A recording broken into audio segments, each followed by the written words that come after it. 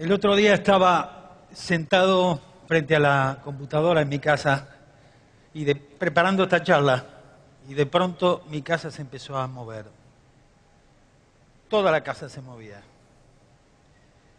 Yo vivo en un edificio de 30 pisos, muy cerca de acá, es una mole de cemento tremenda. Creí que me desmayaba, me dio miedo, no sabía qué hacer. Quise hablar con alguien. ¿Ustedes creen que fui a hablar con el portero? No. Fui a hablar con mis amigos en Twitter y en Facebook. Y escribí, mi casa se bambolea. ¿Chile tiembla otra vez?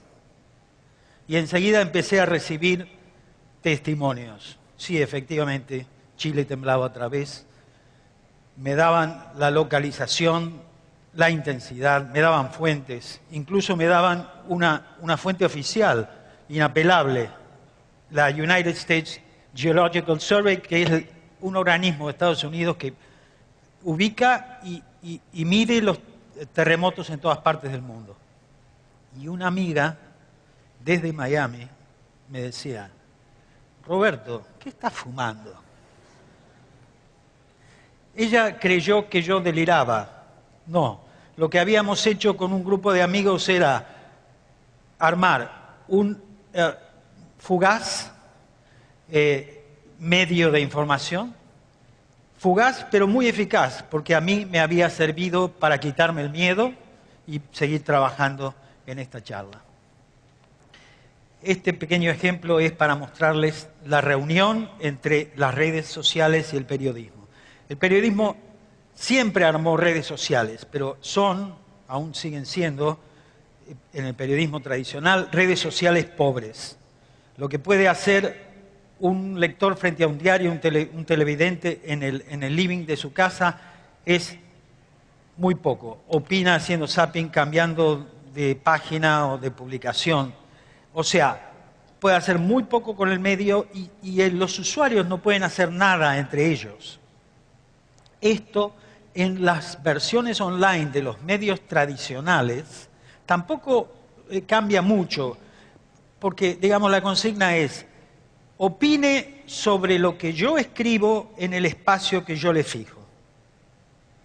O sea que es cierto que hay también instancias de participación un poco más ricas, pero siempre, o casi siempre, en estos medios tradicionales, el usuario es un invitado y está en la pieza de huéspedes. Digamos entonces que en este periodismo top-down, digamos, yo hablo, ustedes se callan, escuchan, pueden hacer muy poco.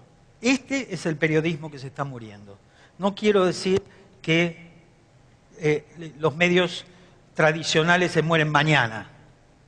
Tampoco creo que eso sea positivo en este momento. Pero ese tipo de periodismo es el periodismo que se está muriendo.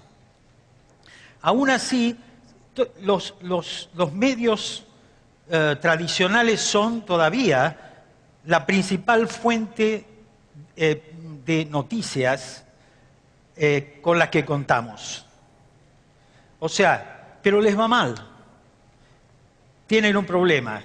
Y en tanto no construyamos otro periodismo, ese problema también nos afecta a nosotros. Tomemos, por ejemplo, un sector de los medios tradicionales. Los diarios. Si consideramos los dos diarios más importantes del país, han bajado un 40%, más o menos, respecto del momento de mayor esplendor. Y estos son los diarios a los que mejor les va.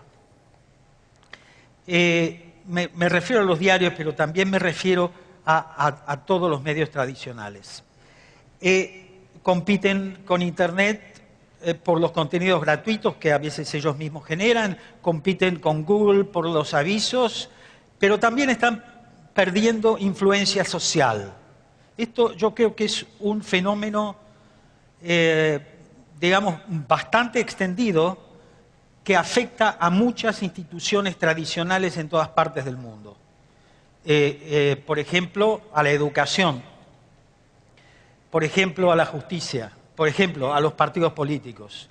Acá yo creo que está exacerbado por la pelea entre el gobierno y algunos de los medios, y entre periodistas y periodistas. Pero también hay algo más, hay un cambio de época, hay como un cambio de cultura. Algo está diciendo el hecho de que un artista tan respetado y tan querido como Guillemot vaya a Facebook primero a pedir ayuda para encontrar a su hijo, en vez de ir a los diarios y a la televisión, por las razones que sean. O sea que hay una tormenta perfecta, digamos, un conjunto de factores que está afectando a los medios tradicionales. Y dentro de este contexto, para buscar soluciones, quiero centrarme en una carencia de los medios tradicionales, que es el lugar donde se están construyendo los nuevos medios. Entiendo que esa carencia es que los medios tradicionales, el principal interlocutor de los medios tradicionales son los factores de poder y no la gente. Esto, digamos, se nota muy bien en los contenidos que predominan. Si hoy viene un extranjero a Buenos Aires, a la Argentina, y se pone a consumir nuestros medios masivos, el tipo va a estar recontra convencido de que el tema central de nuestras vidas es la política. Y tanto nos importa la política como algo entrañable, que estamos enterados y queremos saber sobre cuestiones tan complejas como las complicadas reglamentaciones de las comisiones internas parlamentarias, o, por ejemplo, las triquiñuelas del quórum, o las tácticas y estrategias contradictorias y cambiantes de los candidatos a presidente, a vicepresidente, a presidente de bloque, a presidente de club, etcétera, a lo que sea. Desde luego que este recorte de la realidad es un recorte que beneficia a las empresas periodísticas, en tanto que tienen sus propios intereses y resultan afectadas por las decisiones que toma el poder. Pero también hay una cuestión que nos compete a nosotros, los periodistas, que tenemos muchas veces un campo de visión reducido. Confundimos al público con la gente que más tratamos. ¿Y cuáles son las personas que más tratamos? Nuestros colegas y las fuentes. Y nuestros colegas, ¿a quién tratan más? A sus colegas y a sus fuentes. O sea que es como una especie de pequeño mundo que va configurando un pequeño mundo, una visión reducida de la realidad. Antes esas limitaciones no se veían porque las plazas públicas, digamos, estaban controladas por los medios masivos. O sea que para ser escuchado y ser tenido en cuenta había que estar en esa plaza pública que tenía, digamos, un sistema de admisión selectivo. Hablaban más los que tenían más poder. Estas anteojeras y estas limitaciones de los periodistas, yo creo que no son solamente una cuestión argentina. Por ejemplo, muchos medios norteamericanos aceptaron sin evidencia que Saddam tenía medios de destrucción masiva, la excusa que necesitó Bush para la guerra, y muchos medios argentinos, yo estaba allí, no supimos ver la magnitud de la crisis del 2001, por ejemplo. O sea, yo estuve en esa vieja plaza pública en otra vida, hace muchos años, y veía mi trabajo como el de un periodista que trataba de interpretar a la sociedad con mi propia visión del mundo, con mi visión del periodismo, y me decía a mí mismo, filtrado, digamos, por los códigos del oficio. Tardé en darme cuenta de esas limitaciones y cuando me di cuenta, esa fue una de las razones por las que me fui.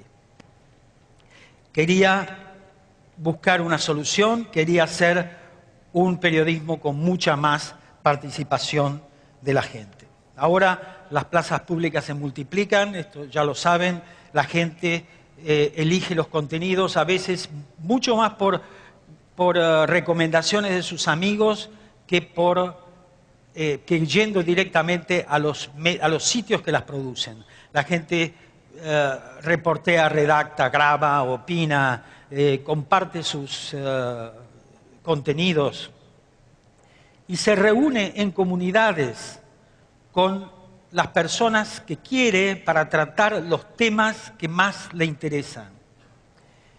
Y así va tomando una creciente conciencia de su poder. Y cuando alguien sabe que tiene poder, lo más probable es que lo use.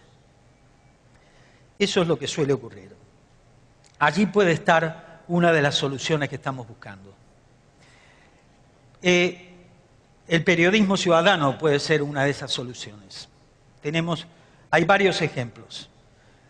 Tenemos Le Post, por ejemplo, en Francia, que es un site que tiene más de 3 años, tiene 10 periodistas y unos 1000 periodistas ciudadanos que participan bastante activamente. También está VotUp, un medio español que, a diferencia de Le Post, que publica contenidos de profesionales y periodistas ciudadanos, amateurs, VotUp solo publica amateurs. Y tenemos también en la Argentina La Voz del Interior, que recién empieza, es una promesa. Lo cito porque lo vi y me interesó. Ha hecho un rediseño de su publicación online, donde hay un espacio dedicado a las comunidades y al periodismo ciudadano. Y según me han dicho, están dispuestos a darle a los contenidos de los amateurs en la misma prominencia que a los de sus propios periodistas, si se cumplen, digamos, los estándares de calidad.